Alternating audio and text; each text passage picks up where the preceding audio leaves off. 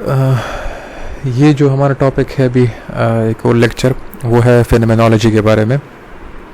Again आप लोग थोड़ा सा मेरे साथ कोऑपरेट करें। मैं आप लोग के लिए एक एक उसकी कॉन्सेप्ट की मतलब शॉर्ट क्लिप्स बना रहा हूँ, क्योंकि वो जो मतलब वो तो एक क्लास होती है 2 घंटे की या 3 घंटों की या 2 घंटे 40 मिनट इस तरह की होती है।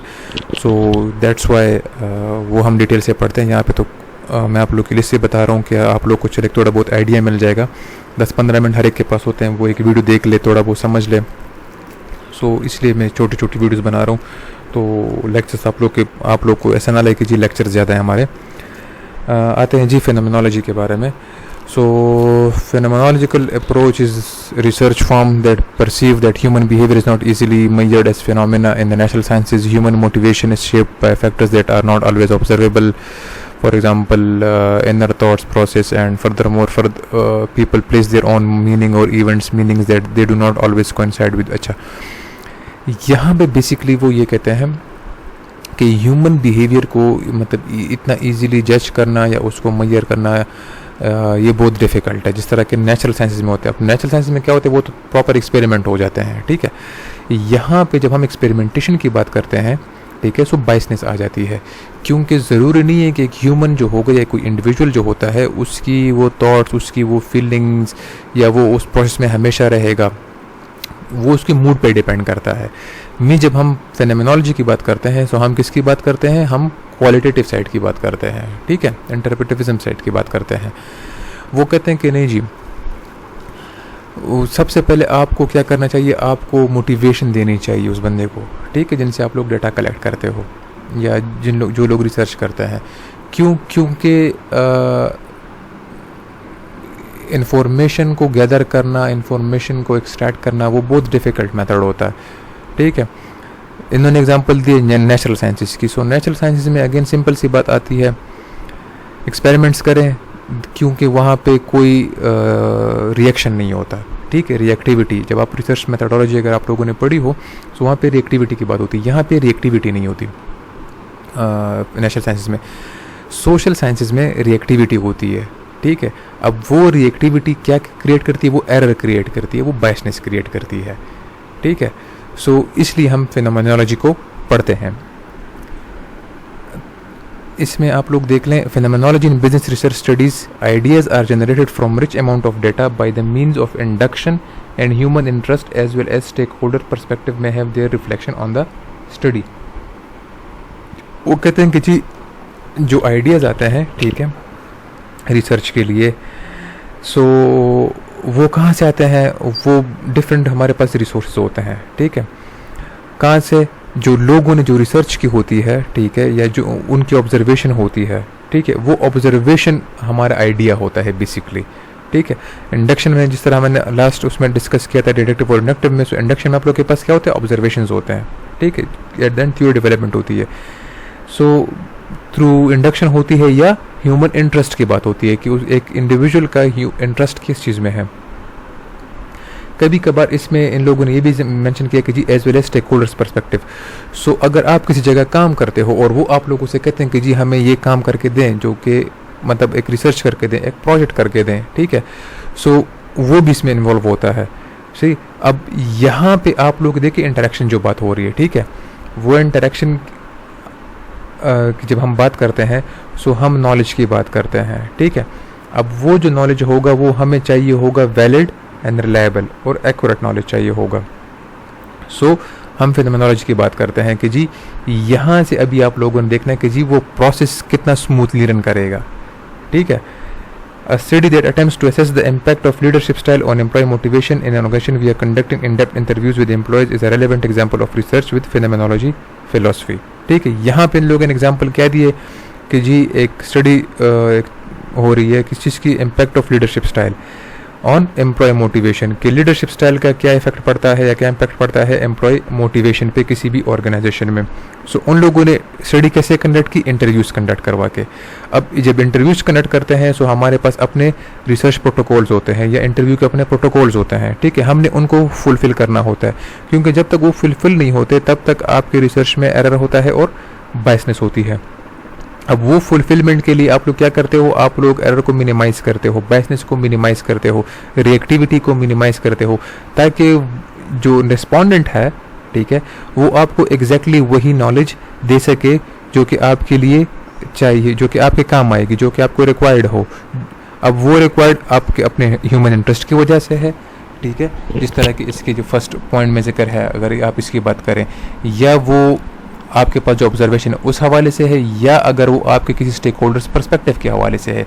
सो आपको वो इन्फॉर्मेशन इस चीज़ के लिए चाहिए होती है। आगे बात करते हैं इसके एडवांटेज के बारे में। तो वो कहते हैं कि जी advantage associated with phenomenology includes better understanding of meaning attached by people and its contribution to the development of new theories. ये कहते हैं इसके एडवांटेज सबसे जो मेन एडवांटेज है वो सारे इसके हैं, जो कि नेक्स्ट स्लाइड में आएगा भी, लेकिन सबसे जो इंपॉर्टेंट है वो ये है कि जी आपके पास एक इन डेप्थ अंडरस्टैंडिंग हो जाती है, मतलब एक डीप अंडरस्टैंडिंग आप लोग को मिल जाती है, ठीक है।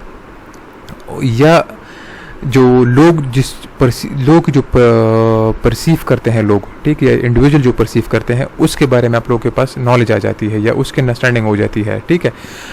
वो नॉलेज किसके लिए इंपॉर्टेंट होती है, आपकी किसी थ्योरी को बिल्ड करने के लिए, किसी क्वेश्चन को आंसर करने के लिए, स्टेक होल्डर्स को जो आपको इन्फॉर्मेशन चाहिए थी उसके लिए चाहिए होती है, आपके अपने इंटरेस्ट की बात होती है, या again development of new theories, लेकिन ये मैक्सिमम टाइम न्यू थ्योरीज के लिए होती है। लेकिन इसका डिसएडवांटेज भी वो क्या है, difficult with analysis and interpretation, usually lowers level of validity and reliability compared to positivism and more time and other resources required for data collection।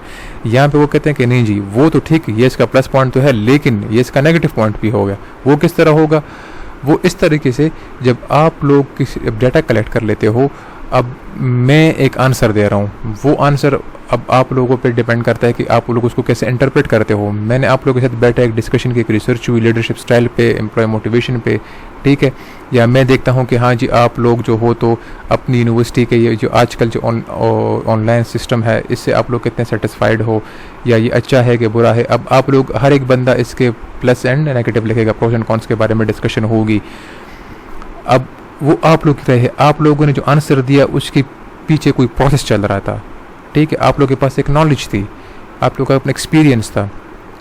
अब वो एक्सपीरियंस मेरे पास नहीं है, वो नॉलेज मेरे पास नहीं है जो आप परसीव कर रहे थे, या जिस आपने जो नॉलेज परसीव किया है, जो एक्सपीरियंस आपका था उसके अगेंस्ट जो आप लोगों ने इंफॉर्मेशन दी, ठीक है, मेरे पास अपना एक्सपीरियंस है, अपना नॉलेज है, but how can I understand your feelings, your knowledge, your experience. So that's why उसकी इंटरप्रिटेशन बहुत डिफिकल्ट होती है, एंड देन वो इशू क्रिएट करता है किस चीज़ में, वैलिडिटी में, कि जी validity of that knowledge will be good or not, या ऑफ दोज एनालिसिस या those arguments will be good or not. क्योंकि हमें बेसिकली ये चाहिए था कि जितना वैलिड आंसर हो उतनी ही ज़्यादा बेटर अंडरस्टैंडिंग होती है, उतनी ही ज़्यादा आपका क्लेम स्ट्रॉन्ग होता है। सो ये इससे एक डिसएडवांटेज है। मज़ीद आते हैं इसके फेनोमेनोलॉजी के एडवांटेजेस।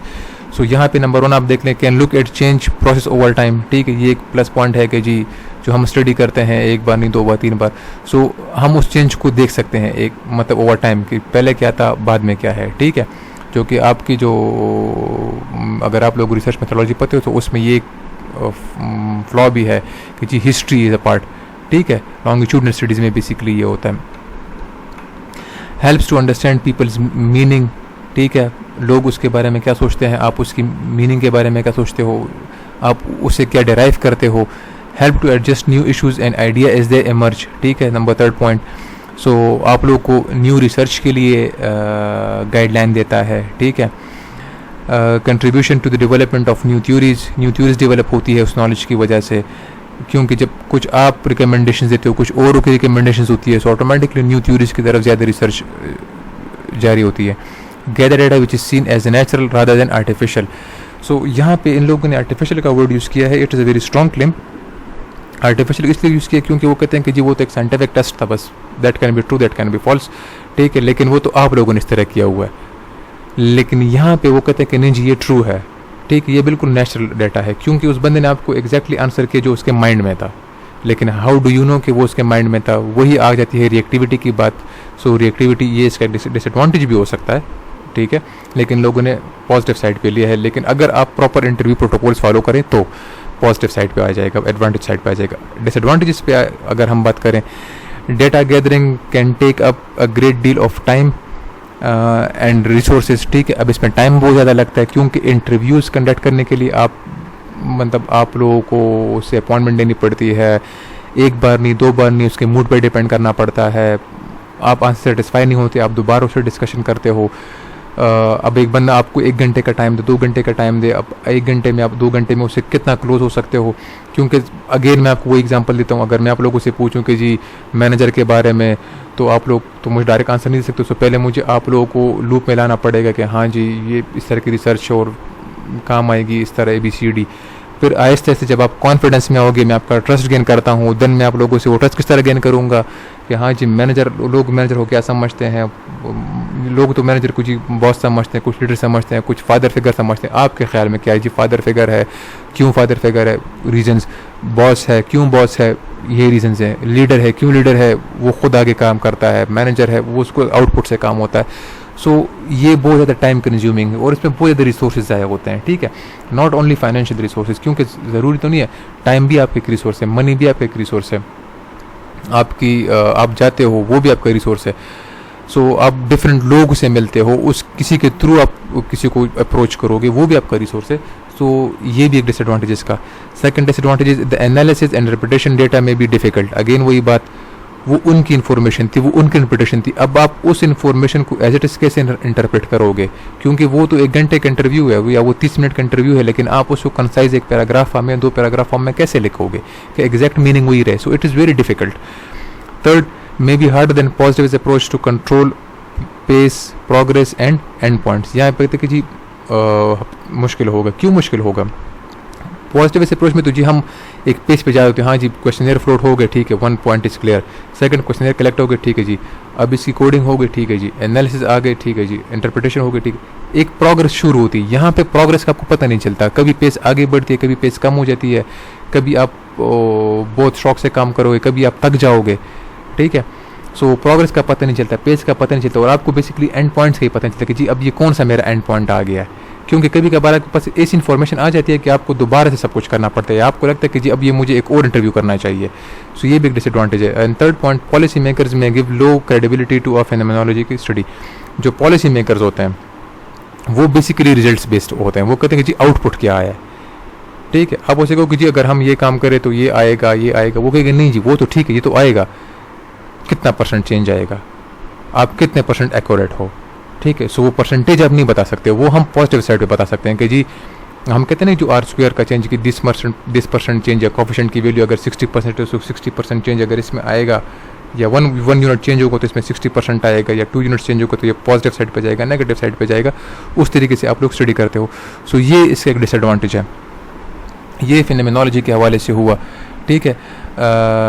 इसके बाद हमारे पास है पॉजिटिविज्म के बारे में, ये बल्कि इसी में एक्सप्लेन कर देते हैं। पॉजिटिविज्म के डिसएडवांटेजेस और एडवांटेजेस क्या हैं? Wide coverage of research, wide coverage of range of situations, ठीक है, बहुत वाइड कवरेज होती है, ठीक है। आप लोग के पास आप सिर्फ क्वेश्चनर्स फ्लोट करने होते हैं, सो आप लोग बहुत ज़्यादा कर सकते हो। Can be fast and economical, आप डिफरेंट मेथड्स होते हैं, इलेक्ट्रॉनिक सर्विस होते हैं, गूगल डॉक्स होते हैं। अब ये जो फॉर एग्जांपल लेक्चर है, ठीक है, तो मैंने दिया, अब इसको आप लोग देख लो, आपको कोई क्लास फेलोज हैं वो देख लें, या कोई और स्टूडेंट्स हैं वो देख सकते हैं। सो इकोनॉमिकल भी मेरे लिए बहुत जल्दी पहुंच जाता है। इस तरह क्वेश्चनर्स भी आप लोग जो गूगल डॉक्स पे आप लोगों को मिल जाते हैं, ठीक है। May be relevant to policy decision when statistics are. अब यहाँ पे देखें पॉलिसी, जब स्टैटिस्टिक्स की बात करते हैं सो पॉलिसी मेकर्स के लिए रेलेवेंट होता है क्योंकि वो तो नंबर्स पे डील करते हैं। डिसएडवांटेजेस का क्या होगा? Method sensitive, flexible and artificial. वो फ्लेक्सिबल हो सकता है क्योंकि कभी कभार उसमें थोड़ी बहुत मैनिपुलेशन हो जाती है, ठीक है, और उस मैनिपुलेशन की वजह से उसको हम डेटा को आर्टिफिशियल कह सकते हैं। Not very effective in understanding of process और significance of people attached to actions. ये प्रोसेस को हम इतना अटैचमेंट नहीं कर सकते, ठीक है, क्योंकि एक बंदे की अटैचमेंट होती है। हम कहते हैं कि जी आप सेटिस्फाइड हो, हाँ सेटिस्फाइड हूँ, लेकिन उसके माइंड में कुछ होता है। अब वो न्यूट्रल भी नहीं होता, लेकिन वो एग्री भी नहीं होता। वो किस तरीके से एक्सप्लेन करे, उसके पास कोई वर्ड नहीं है, वो ऑटोमेटिकली एग्री ही क्लिक करेगा। So that's why not very helpful in generating theories buildup में। ये बहुत हेल्पफुल, मतलब बहुत मुश्किल से इसमें थ्योरीज डेवलप होती हैं। ज़्यादातर थ्योरीज डेवलप हमारे इंटरप्रेटिविज्म साइड पे हो जाती हैं। And because it focuses on what is और व्हाट हैज़ बीन रिसेंटली, ठीक है, it makes it hard for policy makers to infer with action should take place in the future. So ये जो होता है करंट के बारे में बताता है कि जी है क्या और क्या था, ये उस पर ज़्यादा फोकस करते हैं। तो पॉलिसी मेकर्स के लिए यहाँ पे थोड़ी सी डिफिकल्टी हो जाती है कि हम पास्ट एक्सपीरियंस को देख लेते हैं, but still they go for the statistics, सो इसके वो कवर अप कर लेते हैं इसके रिजल्ट्स। हाइपोथेसिस किसे कहते हैं? बेसिकली ये हाइपोथेसिस की एक सिंपल सी डिफिनेशन होगी, a statement which can be true और विच कैन बी फॉल्स। ठीक है, हम लोग क्या कहते हैं जी, एक्सेप्टेड, नॉट एक्सेप्टेड, ये बहुत स्ट्रॉन्ग क्लेम्स हैं। Don't use the word accepted or not accepted, use the word supported or not supported. ठीक है, a preposition made as a basis of for reasoning without an assumption of its truth. आप लोग के पास preposition होता है जो कि true नहीं होगा या होगा, ठीक है, लेकिन आपको लगता है कि ये ट्रू होगा, सो आप उस पर एजम्पशन करते हो। एग्जाम्पल इसकी क्या है? The hypothesis that every event has a cause, कहते हैं कोई भी इवेंट का उसका कोई ना कोई कॉज होगा। ठीक है, अब ये ट्रू भी हो सकता है और फॉल्स भी हो सकता है। अब फॉर एग्जांपल ऑनलाइन लेक्चर्स का ये एक इवेंट है, हाँ जी इवेंट कॉज हुआ सो ऑनलाइन लेक्चर्स आए, लेकिन ये फॉल्स भी हो सकते हैं। बहुत सारे लोग लेक्चर्स अपलोड करवाते हैं जस्ट फॉर द स्टूडेंट्स कि वो बाद में उसको देख सकें। वेरिएबल, ये बेसिकली रिसर्च के 2-3 पॉइंट्स हैं। ठीक है, वेरिएबल को अगर हम सिंपल से एक्सप्लेन करें, anything which can take a value. ठीक है, अब एज एक वेरिएबल है लेकिन वो वैल्यू ले सकता है, डिफरेंट वो हो जाती हैं। जेंडर एक वेरिएबल है तो इसमें आ सकता है। ठीक है, so is an element future actor that is liable to vary और चेंज। ठीक है, वो चेंज हो सकता है। कैरेक्टरिस्टिक नंबर और क्वांटिटी दैट इंक्रीज और डिक्रीज ओवर टाइम और take different values in different situations. Again वही आपको मैंने बात की। ठीक है, एक जगह पे मतलब एक टाइम पे एक एज होगी, दूसरे टाइम पे दूसरी एज होगी, क्वालिफिकेशन आपकी इंक्रीज होती है, किसी की नहीं होती, सेम रह जाती है। 2 बेसिक टाइप्स, इंडिपेंडेंट वेरिएबल होता है, डिपेंडेंट वेरिएबल होता है। इंडिपेंडेंट क्या होता है कि जो किसी और चीज़ पे बेस ना करता हो। ठीक है, डिपेंडेंसी नहीं होती, और डिपेंडेंट जो किसी और चीज़ पे बेस करता हो, सिंपल सी वो है। But still that can take different values and can cause correspondence changes in other variables. Independent variables कैसे कहते हैं? ठीक है, जो कि किसी मतलब उसकी वजह से किसी और वेरिएबल में चेंज लेकर आए। और डिपेंडेंट वेरिएबल कैसे कहते हैं? That can take different values only in response to an independent variable. ठीक है, जब तक कोई इंडिपेंडेंट वेरिएबल उसको रिस्पॉन्स नहीं देगा तब तक वो वैल्यू नहीं ले सकता, लेकिन अगर कोई रिस्पॉन्स इंडिपेंडेंट वेरिएबल की तरफ आ जाए तब जाके उसकी वैल्यू में चेंज होगा। फॉर एग्जांपल जो हमने बात की थी लीडरशिप स्टाइल्स की और एम्प्लॉय मोटिवेशन की, सो लीडरशिप स्टाइल आपके पास इंडिपेंडेंट हो गया है और एम्प्लॉय मोटिवेशन आप लोगों के पास डिपेंडेंट हो गया है। सो जब तक लीडरशिप स्टाइल में चेंज नहीं आएगा या जब तक लीडरशिप स्टाइल उस पर इम्प्लीमेंट नहीं होता तब तक आपकी एम्प्लॉय मोटिवेशन सेम रहेगी। जब चेंज आएगा आपके एम्प्लॉय मोटिवेशन में डिफरेंट वैल्यूज़ आना शुरू हो जाएंगी। ठीक है, ये वाली स्लाइड है, ये देखें। रिसर्च फिलॉसफीज हमारे पास प्रैग्मेटिज्म, पॉजिटिविज्म, रियलिज्म, इंटरप्रेटिविज्म और epistemology, the research of view regarding, ये उसी कुछ डिफिनीशंस हैं। ठीक है, ये आप लोग इसको देख लें और स्टिल खैर चले मैं बता भी देता हूँ। Either or both observable phenomena subjective meaning can provide acceptable knowledge dependent upon the research question. ठीक है, focus on practically applied research, integrated different perspective to help interpret the data. Only observable phenomena can provide credible data और focus on causality and law like generation in reducing phenomena. ठीक है, वही again वही बात आ जाती है कि जी credible data आप लोगों ने किस तरह करना, जब आप उनको प्रॉपर्ली ऑब्जर्व करो, प्रॉपर्ली स्टडी करो, साइंटिफिक मेथड से स्टडी करो। ठीक है, अगेन और प्रैग्मेटिज्म की बात आ जाती है। सो वो यही बात कहते हैं कि जी आप लोग नॉलेज जो होते हैं वो रिसर्च क्वेश्चन पे बेस करता है। ठीक है, रिसर्च क्वेश्चन जितना इंटरेस्टिंग होता है, मीन्स चैलेंजिंग होता है, उतनी ही आप लोगों के पास इंफॉर्मेशन आएगी। आप लोग उसकी अपने एक्सपीरियंस को देखोगे, अपने कल्चर को देखोगे, उसके मुताबिक आप लोग इंटरव्यूज़ करोगे। वही वो लीडरशिप वाली बात आ गई और एम्प्लॉय मोटिवेशन वाली बात आ गई। सो ये आप लोग का स्लाइड 1 के कुछ लेक्चर्स थे। सो ये इसके लिए हैं, बाकी लेक्चर्स भी मैं अपलोड करूँगा आप लोग के लिए। अगेन वही बात होगी कि जी आप लोग काइंडली ब्लैंक पेज लें, क्वेश्चंस लिखें जहाँ तक आपको समझ नहीं आती, क्योंकि मुझे सिर्फ 2-3 लोगों की तरफ से कॉल्स वगैरह आई थी कि सर इस टॉपिक की समझ नहीं आ रही। Then I explain that, I send some videos, send some article, send some notes as well. So आप लोग देख लें, देन मुझसे शेयर करें। इंडिविजुअली भी कॉल कर सकते हैं, ग्रुप में भी कॉल कर सकते हैं, तो यूट्यूब भी मैं आप लोगों के लिए वो आंसर सॉल्व कर सकता हूँ। सो वो भी हम देख सकते हैं। ठीक है, और मैं मज़ीद जो आप लोग के लेक्चर्स हैं मैं वो भी आप लोग के लिए जल्द से जल्द अपलोड करवा दूँगा।